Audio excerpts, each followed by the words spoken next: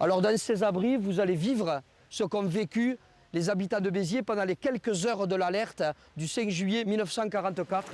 Descendre sous terre pour remonter 76 ans en arrière, du temps où les bombardements des Alliés faisaient rage pour repousser l'occupant nazi.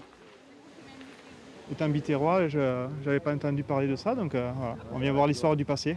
Voilà, puis c'est vrai que les enfants, là, en CM2, ils parlent aussi de la Deuxième Guerre mondiale. Moi, j'ai un grand-père qui l'a vécu, donc c'est vrai que expliquer aux enfants aussi le passé, c'est important.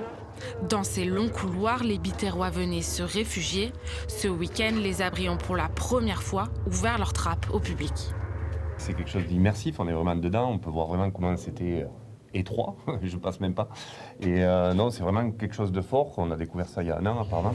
Découverte l'an dernier lors d'un chantier de rénovation de la place, ces galeries attirent du monde.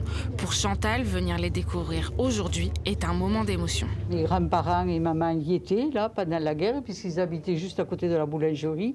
C'est prenant quand même, ça. Je voulais le voir quand même, je suis contente de l'avoir vu. Je vais envoyer les photos à ma sœur, qui n'est pas ici. J'en ai tellement entendu parler, ça me fait quelque chose. Long de 40 mètres, chaque abri pouvait accueillir 150 personnes. Dans le deuxième souterrain, des photographies de l'époque pour rappeler à quoi ressemblait Béziers après les bombes.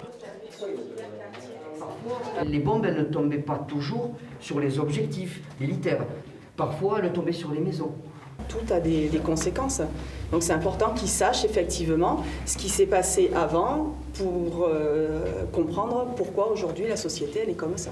La ville compte prochainement rendre cette exposition permanente et surtout accessible pour les sorties scolaires.